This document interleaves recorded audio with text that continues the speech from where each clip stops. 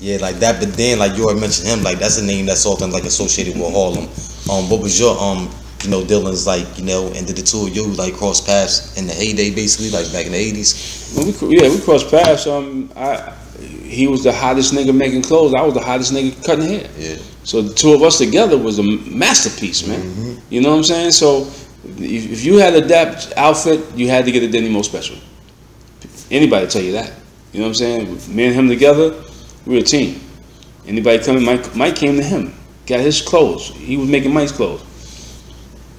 He said he needed a haircut. Then call Denny Moe. Denny Moe come down and cut you, man. Called me. I went down there.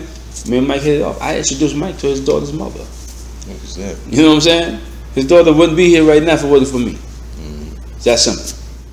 When you was doing Superstore, that's like the 80s. That would be like your prime, I would say, when you was like kind of building up your clientele. I was and crazy. All that. Yeah. I was crazy, dogs. I came from $200 a week to $2,500 a week. You know what I'm saying? I was the man. I was highly sought after by Mike Tyson. New Edition, Keith Sweat took me on tour with him for the first time. I toured with Keith Sweat for about 25 years. Toured with Bobby Brown, Gerald Levert, OJ's. Mike Tyson, toured with him for a little while. Dennis Rodman. Man, I was all over the place, bro. Word. All over the place. Mike Tyson called me up from Dapper Dan's. Y'all need a haircut, man. All right, no problem. Who this? Mike Tyson. Yeah, right. This ain't no Mike Tyson. My idol at the time. You know what I'm saying? I went down there, man. I zoomed down there, man. It was perfect timing too, because I just finished my last customer. I didn't have nobody else at that time. I just left. You know what I'm saying? Got down there, met Mike, man. It was the best day of my life, man. Best day of my life. I couldn't believe it.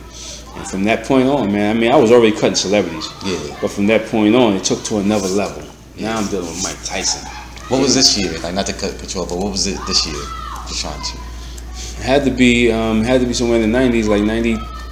When was Mike hot? When was he hot?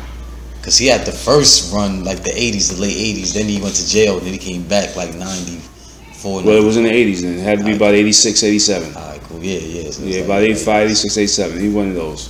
Okay, cool.